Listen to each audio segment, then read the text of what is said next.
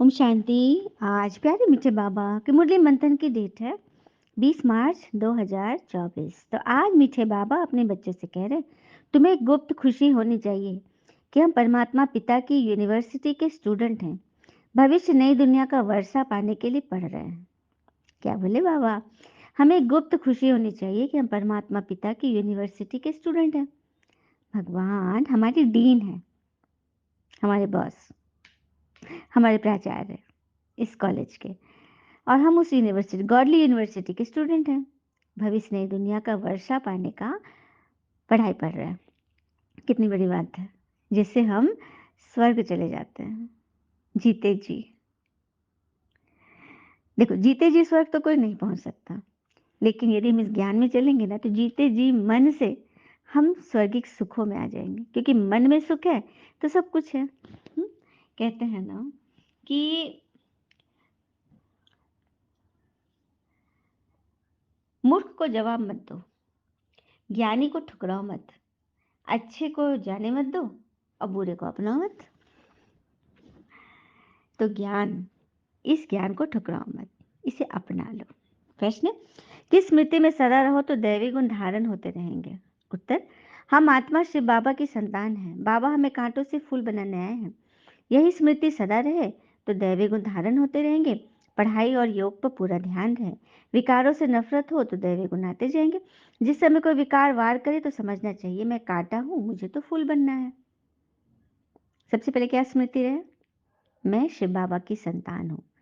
बाबा जो बबुलनाथ है, कांटों से फूल बनाने आए हैं, तो हमें बनना है ना। विकारों से नफरत हो तो दैवी गुण आ जाएंगे। और सदा ये दिमाग में चलता रहे कि मैं अभी कांटा हूं, मुझे तो फूल बनना है। मतलब अपनी कमी कमजोरी देख लो।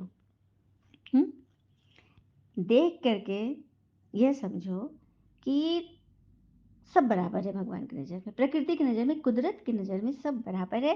क्योंकि कहते हैं ना, ए मौत तेरा फैसला नेक है, कब्रिस्तान में हर गरीब और अमीर का बिस्तर एक है ना। इसलिए किस बात का नशा, किस बात का घमंड कि मैं ये हूँ, मैं वो हूँ। ओम शांति। बच्चों की बुद्धि में है कि हम रूहानी यूनिवर्सिटी में बैठे हैं। यह नशा होना चाहिए। ऑर्डिनरी रीति स्कूल में जैसे बैठते हैं, ऐसे ही हम बुद्धू होकर नहीं बैठना। मतलब इस हाल में मत बैठना कि हम तो ऑर्डिनरी स्टूडेंट हैं, पढ़ रहे हैं, पढ़ लेंगे, हो जाएगा, तो इसे कहेंगे बुद्धू। बहुत बच्चे बुद्धू होकर बैठते हैं, मतलब कि सुनते सुनाते सब है, लेकिन धारणा कुछ नहीं करते। याद रहना चाहिए, यह ऊंच से ऊंच परमपिता परमात्मा की यूनिवर्सिटी है, उनके हम स्टूडेंट हैं। तुम्हारे में कितनी फर्क होनी चाहिए, नशा होना चाहिए ना। यह है गुप्त खुशी, गुप्त ज्ञान, हर एक बात यहाँ गुप्त है। हम्म जबकि दुनिया में तो देखो कितनी गंद पड़ी है, कहाँ कलयुगी गंद और कहाँ सतयुगी फुलवाड़ी। कलयुग में एक दो को कांटे लगाते रहते हैं, तुमको तो फूल बनना है, तो कितनी खुशी रहनी चाहिए। हम अब फूल बनते हैं। यह बगीचा है, बाबा को बागवान कहा जाता है। बागवान आकर कांटों को फूल बनाते हैं। यह तो बच्चों को समझ होनी चाहिए कि हम किस प्रकार का फूल बन रहे हैं। यहाँ बगीचा भी है, तो मुरली सुनकर फिर बगीचे में जाकर फूलों से अपनी भेंट करो, मतलब अपनी तुलना करो फूल के सामने खड़े होकर कि हम किस तरह का फूल हैं। हाँ, फिर बाबा एक बात बता रहे हैं कि चेक करनी है कि कहीं हमारे में अभी भी कांटे तो नहीं है। क्योंकि जिस समय क्रोध आता है तो समझना चाहिए कि मैं तो कांटा हूँ, मेरे में भूत है। इतनी नफरत आनी चाहिए उससे। और एक चीज क्लियर सब समझेंगे कि क्रोध तो सबके बीच में आता है, लेकिन कामना, कामना तो छिप कर आता है ना। क्योंकि सबके बीच में तो हो ना सके, तो उसको मारना ज्यादा, मतलब काम पहला विकार और दूसरा है क्रोध। ठीक है, बाबा हमको फूल बनाते हैं तो काम और क्रोध बहुत गंदा है, मनुष्य की सारी शोभा ही गवा देते हैं। यहाँ शोभा दिखाएंगे तभी तो वहाँ शोभा पाएंगे। हम्म बाबा रोज रोज बच्चों को समझाते रहते हैं, दैवी गुण धारण करो, स्वर्ग में चलना है ना। ये लक्ष्मी नारायण कितने गुणवान है, महिमा भी इनके आगे जाकर करते हो ना कि अब नीच कपटी कामी विषय विकारी आप सर्वगुण संपन्न। तो वैसा बनाने के लिए भगवान आ गए। हम्म भगवान की याद हो तो कोई भूत आए ही नहीं, याद भूलते हो तो भी भूत आता है। हम्म एक बार क्रोध किया तो 6 मास तक सबकी बुद्धि में रहता है कि ये क्रोधी है, फिर दिल से उतर जाता है। बाप दादा के दिल से भी उतर जाता है। आदमी के दिल से तो उतरते हो, भगवान के दिल से भी उतर जाते हो। ये दादा भी विश्व का मालिक बनते हैं, इनमें भी ज़रूर कुछ खूबियाँ होंगी, परंतु कोई की तकदीर में नहीं तो तदबीर करते नहीं। ब्रह्मा पिता में खूबियाँ होगी तब तो भगवान ने उन्हें चुना। तो उनके मुख से भी ज्ञान निकल रहा है, सुन रहे हो, लेकिन धारणा नहीं हो रही है, तो फिर पुरुषार्थ सही नहीं चल रहा है। हुँ? और मनुष्य मनुष्य को सुधार ना सके, बाबा आकर सबको सुधारते, क्योंकि आत्मा की सुधार की बात है ना, ये तो परमात्मा ही करेंगे ना। जो बिल्कुल अच्छी तरह सुधर जाते हैं, वो सत्युग में पहले-पहले आएँगे, बाकी फिर नंबरवार घिसट-घिसट कर आएँगे। हुँ? और कहते हैं ना, ईश्वर का दिया अल्प नहीं होता, ईश्वर का दिया अल्प नहीं होता, और जो टूट जाए, वो संकल्प नहीं होता। हार को अपने लक्ष्य से सदा दूर रखो, हार को अपने लक्ष्य से सदा दूर रखो, क्योंकि जीत का कोई विकल्प नहीं होता, जीत का कोई विकल्प नहीं होता। तो जीतने के लिए ये मुरली हमें अच्छी रीति सुननी है, समझनी है, याद रखनी व धारण करनी है। ठीक है? फिर बाबा ने और दुनिया के योग पे बोला जो हठ योग आदि करते हैं, तो ऐसे मत समझना कि हठ योग से तंदुरुस्ती अच्छी होती है, वो कभी बीमार नहीं पड़ेंगे। अरे वो तो बीमार पड़ते हैं।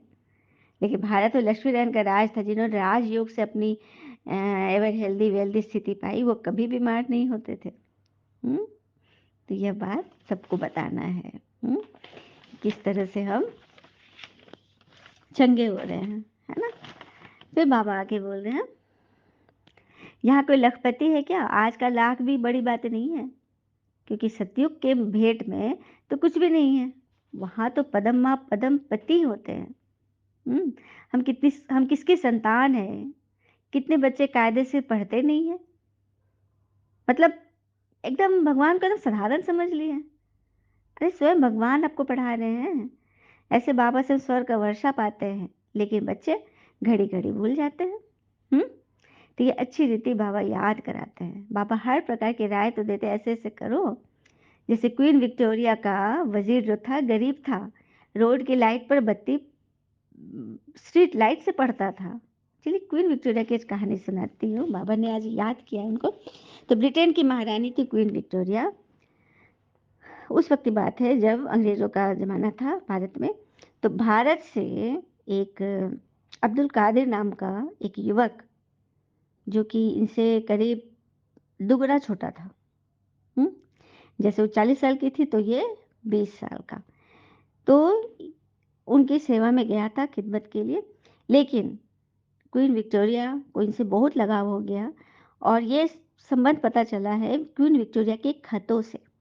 बहुत सारे खत में उन्होंने लिखा, और कुछ साल के बाद उनके पति की भी डेथ हो गई, लेकिन उस लड़के के साथ उनका संबंध रहा।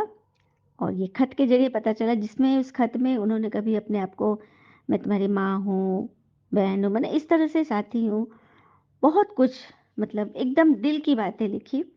और वो खत अब्दुल कादिर के पास था, लेकिन जब 80 वर्ष की आयु में विक्टोरिया की डेथ हो गई, और वहाँ पे ब्रिटिश गवर्नमेंट में सबको पता ही था उसके संबंध, क्योंकि रानी हमेशा उसके साथ ही जाती थी, कहीं भी आना जाना, बहुत ज़्यादा अंतरंग रिश्ता था। तो अब्दुल कादिर के साथ सारे खत ले लिए गए, और उन खतों को जला दिया गया। कुछ-कुछ हो सकता है कुछ सबूत के तौर पे रहे होंगे, जो बता रहे हैं कि ऐसे-ऐसे रानी लिखती थी पर्सनल लेटर अपने हाथों से, और उनको इंडिया वापस भेज दिया गया। तो ये लौटे आगरा, वहाँ पर रानी ने उन्हें एक गिफ्ट दिया हुआ था फार्म हाउस टाइप का, और वहीं पर उन्होंने एक लॉज बनाया रानी के नाम से। और मतलब चर्चे हैं आज भी कि, और रानी के इंडिया लौटने के बाद 8 साल के बाद अब्दुल कादिर की भी मृत्यु हो गई। वहाँ पे जो उनके कब्र पे जो लिखा गया ब्रिटिश गवर्नमेंट ने आके, क्योंकि रानी के मतलब एकदम करीबी था, और रानी के मरने के बाद उसके साथ बहुत बुरा हुआ, उसको वहाँ से हटा दिया गया महल से, सारे खत जला दिए गए और वापस भेज दिया गया। लेकिन जब उसकी डेथ हुई, तो ब्रिटिश सरकार से लोग आए कि रानी के इतने करीब था, जो कि विश्व की महारानी थी क्वीन विक्टोरिया। इंग्लैंड बहुत बड़ा देश था ना, तो उसके सम्मान में कुछ लिखा गया उसके मज़ार पर। और सुनते हैं कि वहाँ आज भी उस दिन पर, पुण्यतिथि पर, मेले आदि लगते हैं। तो ये कहानी क्वीन विक्टोरिया, इंग्लैंड की महारानी, एक साधारण युवक से संबंध था उनका, और जो कि एक अमर कथा जैसी है। तो तो आगे बाबा यही बोल रहे हैं कि कितना उच्च पद पाया, मैंने कितना जाते जाते भी लोगों ने उनको याद रखा, क्योंकि एक बड़ी रानी से उनका संबंध था। जैसे क्वीन विक्टोरिया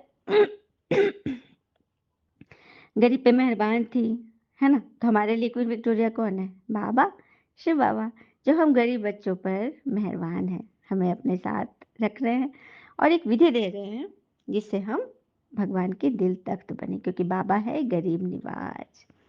फिर बाबा कहते हैं तुम्हारी है ये ईश्वरीय मिशन, तुम्हें मनुष्यों को देवता बनाने की सेवा करनी है। दुनिया में तो अनेक प्रकार की बातें निकलती रहती है, हम्म? तो उनका कितना शो होता है, अंधश्रद्धा कितनी है, लेकिन तुम्हारा तो बस प्रैक्टिस है, पढ़ाई है। यहाँ कोई अंधश्रद्धा की तो बात ही नहीं है। फिर बाबा कहते हैं कि सर्विस की अभी अच्छी मार्जिन है, चित्र भी साथ लेके जाओ तो सर्विस करोगे। प्रदर्शनी के चित्र है ना, अच्छे अच्छे चित्र है, उनसे भी तुम्हारा मतलब सेवक को मतलब चार चांद लगेंगे। फिर बाबा कह रहे हैं बड़े बड़े आदमियों के बड़े बड़े चित्र होते हैं, हजारों वर्ष भी चलते हैं, तुम्हारे ये 6 चित्र काफी है प्रदर्शनी के। बोलो ये सृष्टि चक्र कैसे फिरता है, सीढ़ी का चक्र है, आत्मा का निवास स्थान कहाँ है, हाँ? आत्मा ही मनुष्य, हमेशा मनुष्य जन्म ही क्यों लेते हैं। बहुत सारे रहस्य हैं जो इन चित्रों के द्वारा भी बता सकते हैं। ट्रेन में भी चक्र लगाते हुए समझा सकते हैं, और आत्मा ये करती हुई है। जब मौका मिलता है तो 2 मिनट में भी काम हो जाता है, छोटे बच्चे भी कर सकते हैं, तुमको कोई मना नहीं कर सकते। ये बैज ऐसी चीज़ है, हीरे जवाहर फल फूल महल सब इसमें मर्ज है, बैज भी लगा के रखो। परंतु क्योंकि बैज मिलता है अच्छे अच्छे स्टूडेंट को ब्रह्मा कुमारी की तरफ से, बैज लगा जिसमें श्री कृष्ण, जिसमें लक्ष्मी नारायण का चिन्ह है, त्रिमूर्ति का चिन्ह है, सीढ़ी का चित्र है। तो ये सब चीज़ें अगर लगे रहेगा ना तो उससे भी सेवा हो जाए, क्योंकि लोग पूछेंगे क्या है, और फिर उस पर तो पूरी गंगा ही बह सकती है। हम्म। फिर बाबा कह रहे हैं ब्राह्मणों का ऊंचे ते ऊंचा है जन्म, हाँ, पर तो गंगा पर रहने वालों को इतना कदर नहीं होता, बाहर वाले कितना महत्व रखते हैं। बाबा कहते हैं जिनको आसानी से सब कुछ मिल जाता है ना, उसकी उतनी कदर नहीं होती है ना? सर्विस करते करते बहुत बच्चों के गले थक जाते हैं, पर तो योग नहीं तो तीर नहीं लगता। इसको भी ड्रामा कहेंगे। बाबा को जान लिया तो फिर बाबा से मिलने बगैर रह नहीं सकेंगे। ट्रेन में भी योग युक्त हो जाए, ट्रेन में भी योग कर सकते हैं, हम जाते हैं बाबा के पास। अच्छा, मीठे मीठे बच्चों प्रति भगवान की नमस्ते, हम बच्चे की भी प्यारे बाबा को नमस्ते। धारणा के लिए मुख्य सार, पहले पॉइंट, किसी के दिल को दुखी नहीं करना है। अंदर कोई भी भूत हो तो जांच करके उसे निकालना है, फूल बन सबको सुख देना है। दूसरी पर, हम ज्ञान सागर के बच्चे हैं तो अंदर ज्ञान की लहरें सदा उठती रहे। सर्विस की युक्तियाँ रचनी है, ट्रेन में भी सर्विस करनी है, साथ साथ पावन बनने के लिए याद की यात्रा पर भी रहना है। वरदान, याद और सेवा के बैलेंस द्वारा बाबा की मदद का अनुभव करने वाले ब्लेसिंग्स के पात्र आत्मा भव। याद और सेवा के बैलेंस द्वारा बाबा की मदद का अनुभव करने वाले ब्लेसिंग्स की पात्र आत्मा भव। जहाँ याद और सेवा का बैलेंस अर्थात समानता है, वहाँ बाबा की विशेष मदद अनुभव होती है। यह मदद ही आशीर्वाद है, क्योंकि बाप दादा अन्य आत्माओं के माफिक आशीर्वाद नहीं देते। बाबा तो है ही अशरीरी, तो बाप दादा के आशीर्वाद है सहज स्वतः मदद मिलना, जिसमें जो असंभव बात है वह संभव हो जाए। यही मदद अर्थात आशीर्वाद है। भगवान क्या कहते हैं, योग के द्वारा याद और सेवा के बैलेंस से भगवान की ब्लेसिंग्स मिलती है। ऐसी आशीर्वाद की पात्र आत्माएं हो जो एक कदम में पद्मों की कमाई जमा हो जाती है। स्लोगन, साकार देने के लिए अविनाशी सुख शांति व सच्चे प्यार का स्टॉक जमा करो। साकार देने के लिए अविनाशी सुख शांति व सच्चे प्रेम स्नेह का स्टॉक जमा करो। क्योंकि कहते हैं ना, पत्थर दिल रोया नहीं करते, तो फिर पहाड़ों से ही झरने क्यों बहते हैं? इसीलिए भावुक तो सभी होते हैं, लेकिन हमें अविनाशी सुख, शांति और सच्चे प्यार को ही दर्शाना है, उसी का स्टॉक जमा करना है। अच्छा, ओम शांति। शुक्र है मीठे बाबा, वो बाबा के प्यारे प्यारे बच्चे, आप सबका जीवन सदैव शुभ हो। ओम शांति।